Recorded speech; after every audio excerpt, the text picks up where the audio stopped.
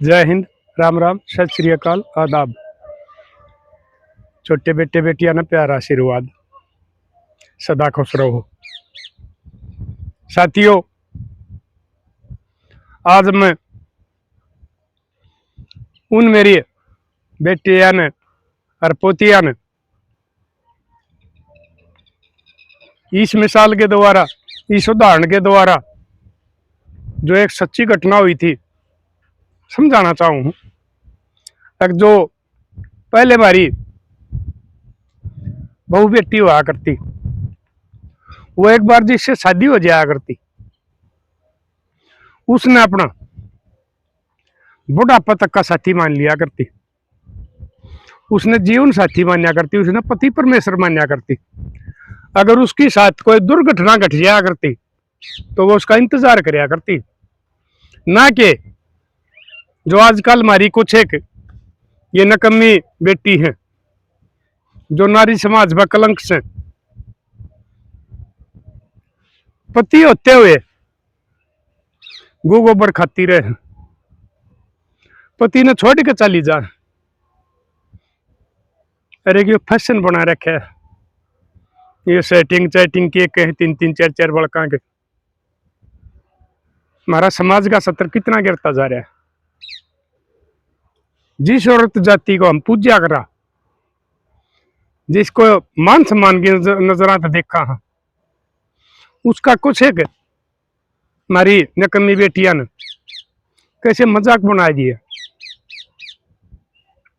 जो हमारी ठीक बेटी है, लोग उनमें भी संदेह की नजरात देखने लग गए, ये से काम करने लग गई। तो मेरी लाडो बेटियों, पुरानी बात बताऊं हम, लगभग 23-24 साल पुरानी बात है। ब्याह हो गया छोरा का, बहू दूसरे लेकर आ गई।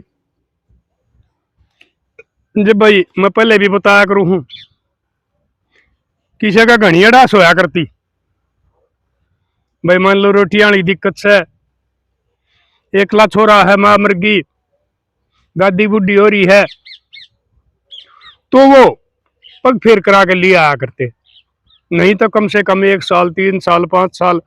और जो भाई ये छोटी ब्याह दिया करते खर्चा के मारे बड्डी बाण के साथ 10-10 साल भी लग जाया करते उन्हें दूसरे ले आने में। तो वो दूसरा धरकर वो चली गई थी, फिर तीसरे ले आया करती। इन बुढ़िया तो बुझिया करो है मेरी लाडो, आज बुढ़ी से मेरा आने की भी है, मेरे तो बुढ़ी भी पाऊंगी। अगर हमारे के रीति रिवाज होया करते, के हमारी बहू बेटियां के कान कायदे होया करते, इन दौरा बैठा करो। नरे इन फोना में कुछ नहीं है, तुमने संस्कार मिलेंगे, सीख मिलेगी। इन बुढ़िया दौरा बैठे तो हमारे कैसा की बात सुने तो, और इन फोना में तो नरे जिंदगी बर्बाद करने वाले सौदे मिलेंगे, जिससे तुम अपने परिवार बसाने से पहले अपनी जिंदगी ने बर्बाद कर लो। तो वो छोरा तीसर का वाणा के लेने के लिए जा रहा था, और आजकल तो बहुत जमाना बदल गया, लेकिन उस टाइम वो 3 दिन रुका करते, दूसर में भी और तीसर में भी, क्योंकि पहले दिन लड़का जाता, अगले दिन कपड़े दिखाया करते। भाई बड़ा काम होता तो साबत काम देखने आया करता छोरी के कपड़े ने, और भाई ना चाहे छोटा होता साबत काम आया करता, और बड़ा होता तो जहां तक उनका होया करता वो बहुत लोग आई देख का आया करते, गीत गांधी जाया करते, एक फलाने का लत्ते देख का वहां। लेकिन आजकल वो सारे सौदे खत्म हो लिए, देन घना लग गए, कोई कोई लाख रुपया का दन देन लग गए। कुछ लोग आई देखने जा न्यू कहने लग गई सब बना दे, इसने के न्यारा दिया। वो हमारी रीत बदलने लग रही। तो साथियों, दूसरे दिन उन्हें कपड़े दिखा दिए, शाम ने वो फिर संदूखा में गठड़िया में बांध दिया करते। ये आजकल वाले सौदे नहीं थे, उस टाइम वजनी सौदे भी हुआ करते, खेस खेसी हुआ करते, दामन हुआ करते, सोपली हुआ करती। जो ये सियाल चाल गए उनकी गठड़ी बन जाया करती, गोदले हुआ करते, रजाई हुआ करती, बिस्तरे, वो संदूक भर के और गठड़ी भी बन जाया करती। तो श्याम ने जिस घर में छोरा बह रखा था उसमें पड़ोसी ने कम में थे। जैसे मैंने बाद में पता लग गया था, पहले मेरे ताई किसी आदमी ने बताई थी, जो हमारा पोलंगी वाला कांड होया था। मैंने भी यह मानी थी वह गलत करया, मारने नहीं थे। लेकिन जब उनकी पोल खुली, मैंने भी एक और आदमी पर पूछी, उसने बताई कि ये तो राक्षस मारे गए, इन गांव की शांति भंग कर रखी थी, जीना आराम कर रखा था। बाण बेटियां का इन कोई इज्जत बेइज्जती तो मतलब नहीं था। तो इस किस्म के वो आदमी, वो पड़ोस था उनका, वो उसका ससुरा था, वो शरीफ आदमी था, खानदानी था। उस पर एक का छोरा था, उसके दो छोरी थी, छोरा छोटा था, बड्डी घर बारगी कर रखी थी, उसकी भी तीसर की तैयारी कर रखी थी। लेकिन बहुत निकम्मा पड़ोस था वह, बाबू भी शेर, बेटे भी शेर। नहीं तो बाप उस टाइम अपनी औलाद ने समझा करते, लेकिन उस टाइम भी एक आधा निकम्मा हो जाया करता, और जो अपने परिवार ने खत्म करवा दिया करते, बैर बंधवा दिया करते साथ पीढ़ी ताए के। तो वो लौट रहा था, उनका झगड़ा होने लग गया, सहज सहज सुनने लग गए। उस छोरी ने क्या कराया, जिसके एक साइड घर था, एक साइड बैठक थी, उस बैठक के वह कुआड़ा ना बंद कराई, जंगले बंद कराई, ताकि किसी ने पता ना लग गए कि भाई इनका झगड़ा हो रहा है। लेकिन बात आखिर में फिर उनका बढ़ना आगे वो, उसने दाऊ सुना पहले शक था कि बाकी तो और कितने झगड़ा होगा, फिर उसने हिसाब ला लिया तो भाई तेरा ही अड़ बढ़ना आ रहे हैं। तो उसने कई खिड़की खोले, मैं भी देखूंगा कि बात ये साकड़ खोल। तो उसने साथियों वो खोल ली, वो बाहर आ गया, उनकी बात सुनने लग गया। वो इतने गंदे बोलो, इतने भद्दे बोलो है बाबू बेटा, और वो हाथ जोड़ा उसका ससुरा, बिलारा मारा बेटे हुआ है, हाथ जोड़ा, पांव पकड़वा लो रहा है। अरे वो क्या कहेगा, और तुम मेरी बेटी के बारे में इतने गंदे बोलने लग रहे हो, थारे तेनारा कोई काम का आदमी बता दो अगर भाई मेरी बेटी गलत है या भाई हम गलत सा। लेकिन वो राक्षस थे, वो नहीं मान रहे थे। उसने वो खड़िया होकर देखने लग गया जंगल में के, उस छोरा ने उसका ससुरा का मारा थप्पड़, और फिर वो देगा धक्का, मारा बेचारा गाल में पड़ गया। उसने नहीं रोका गया, वो भी जवान था, पहलवान छोरा था। वो बाहर आ गया, बोले भाई तुम तो गिर जाओ, मैं रिश्तेदार हूं, बटे हूं, मन सारा काम बराबर है। लेकिन मैं तो यह कहूं कोई बात ना, थारा के मैं सह तो दो भाइया ने बुला कर ना अपना झगड़ा ने खत्म कर लियो, ना झगड़ा करो। लेकिन वो राक्षस असली राक्षसी रूप पा गए। जब उन्होंने बताई भाई मैं तो बटिया उसू, ईसाई इनकार ईसाई थारा, तो छोरा राक्षसी रूप पाया गया। उसने बताई जिसने तू लेना रहा है या कौन सी सच्ची रह रही है या कोई सी पाक साफ से मन न्यू करया, मन न्यू करया। उस छोरी के बेचारी का इल्जाम लाने लग गया। फिर भी उसने कोशिश करी, लेकिन फिर उसका बाबू ने उसका थप्पड़ मारा, उस छोरा का बाबू ने उसको, उससे नहीं डटा गया। उसने वो धकाए धकुए पड़ गए, लेकिन वो नहीं माने, थोड़ा बंदे बोलते रहे। वो भीतर आके देखा तो भाई हमारा जमींदार आके थी ये हथियार हुआ करे, जेड़ी गंडासी कुआड़िए दांत, एक कुण में कुआड़िया धरिया था, उसने भी न्यू मान ली भाई हत्या आगे बात जाली, पानी सिर तक गुजर लिया, वो कुआड़िया ठाकर वो दोनों के दोनों काट दिए उसने। पुलिस रिपोर्ट होगी, पुलिस आ गई, छोरन पकड़ ले गए, लास्ट आ ले गए, पोस्टमार्टम हो गया। वो छोरन जाके बता भी दी, उड़ा सच्चाई भी बता दी कि इसमें मेरा ससुरा का गया, मेरे इस ससुरा डाले का किसी का कोई रोल नहीं है, ये मन न मारे हैं, और मन न्यू मारे हैं कि इन्हें सारी हद पार कर दी थी, कति आखिरी बात पा गए थे जिन बातों में नाश हो जाए आकर हुआ बात ये करने लग गए थे, मन न मारे।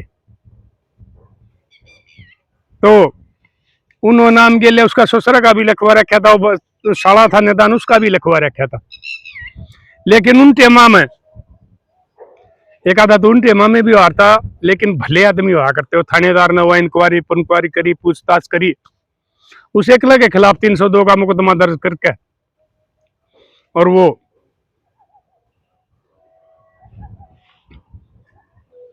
अदालत में पेश कर दिया, उसकी उम्र कैद की सजा होगी।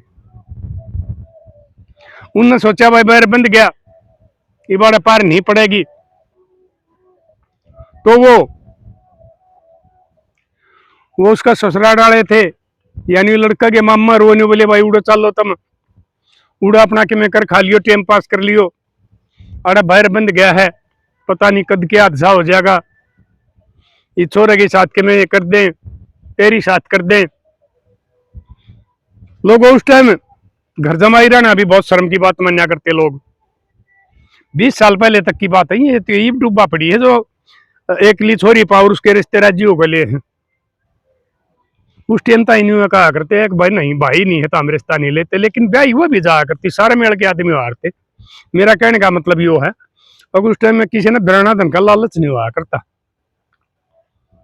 तो वो चले गए, वो नट्या भी अगर जीत में मोड़ बांध के गया था, उड़े सर पर रोटे डोऊंगा, नाली बनाऊंगा और काम करूंगा। फिर वो समझाया उनने, वो एक आधा और रिश्तेदार आ रहा था, ठीक कह है तुम्हारा छोड़ दो, वो घर छोड़ के उड़ रहने लग गए। तो घने दिन के पार पड़िया करे है भाई, बटे तो मैं बताया करूं 2-4 दिन का होया करे, और फिर तो ये बटे नारन दे भी टोड़े हो जाए। तो उड़े भी उस छोरी पर भी भाई बोली ताने मारने लग गए कि भाई मम्मी मार दे, कि भाई कोई सी मौसी आ रही हो, अड़ोसी पड़ोसी की छोरी ने जो नाश करवाया है, के बड़ा छोरा सच्चाई कंधा हो या गैर चलन हो, यानी कि उसने बोली ताने देने लग गए।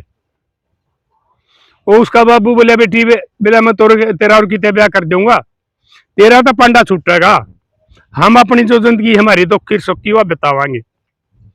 लेकिन वह छोरी नाच गई, नहीं बाबू शादी तो एक बार होया करे है, बाद में तो फिर ये पशुओं वाला काम हो गया है, बेचे जाओ और ले जाओ, साफ नाटकी हुआ।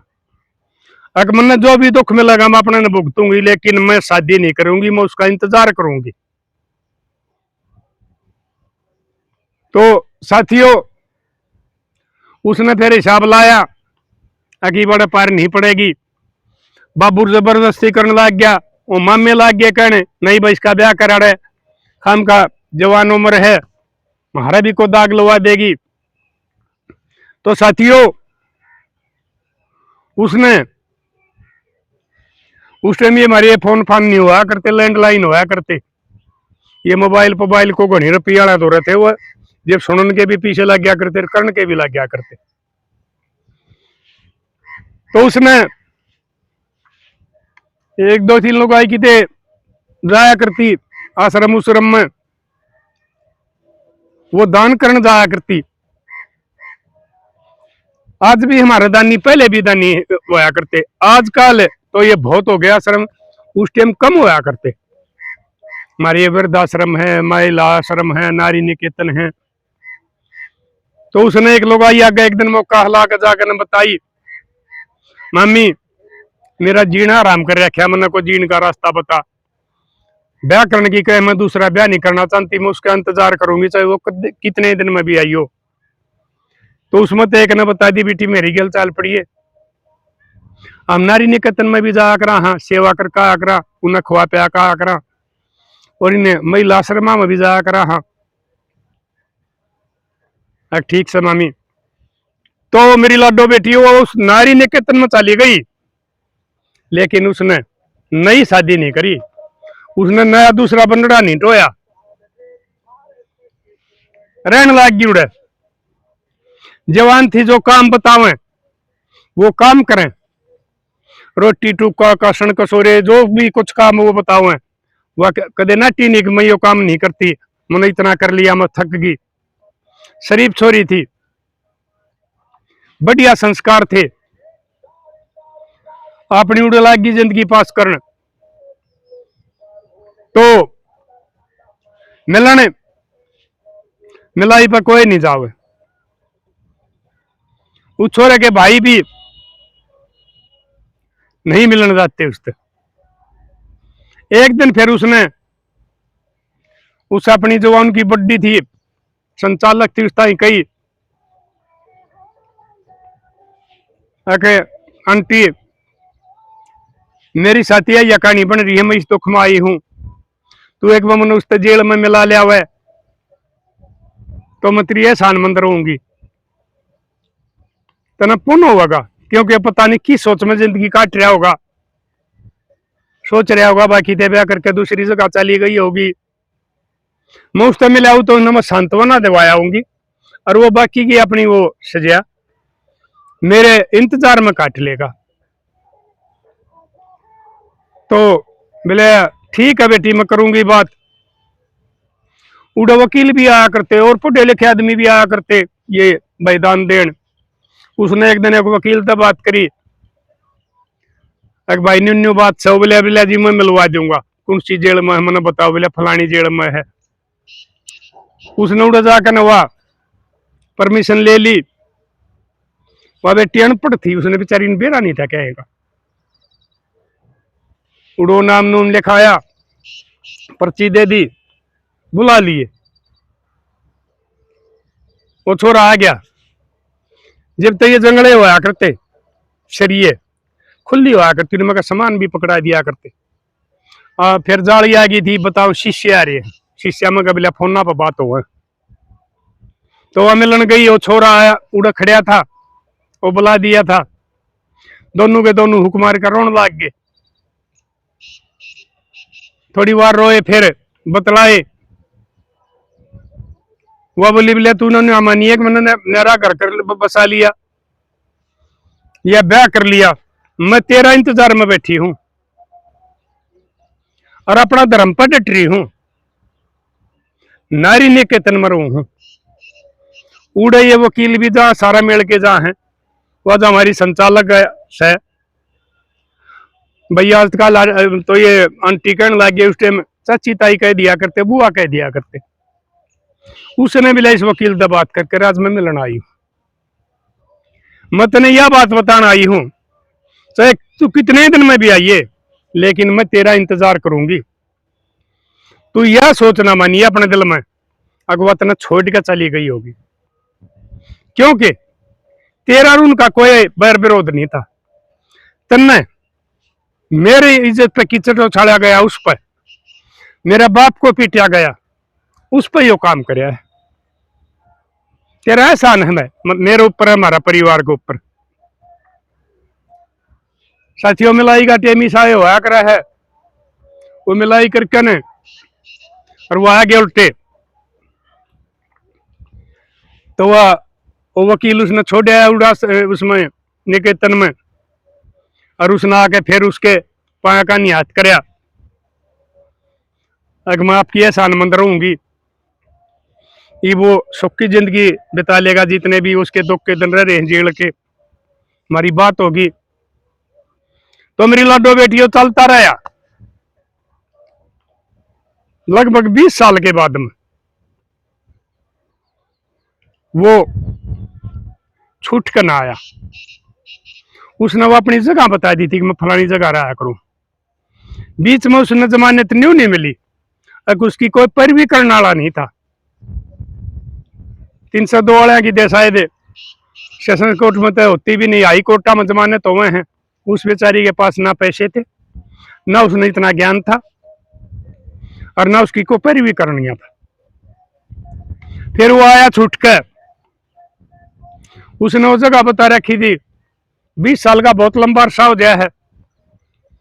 ईब तो ये थोड़ा जमाना बदल गया। हमारा टाइम में 20 साल का बालक बाबू बन जाया करता, यानी कि पीढ़ी बदली हो जाया करे। उसने वह टोका ढूंढ के और वो उड़े जाकर उससे मिलिया, उसका आशीर्वाद लिया, उसके पाया का हाथ लाया जो संचालक थी। बैठ गए, चाय पानी बनवाई, नहाया, रोटी टुक्का खाया। फिर वो एक कमरे में बैठ के लाग गए बतलाने। उन्होंने सलाह कर ली कि गांव में भी नहीं जाया जाएगा, उड़े भी बेइज्जती बनेगी। अगर भाई इतने दिन जेल में रह रहा है, जमाना बदल गया है, लोग कहेंगे हमारे बड़का ने बिगाड़ेगा, फलान करेगा, धकड़ करेगा।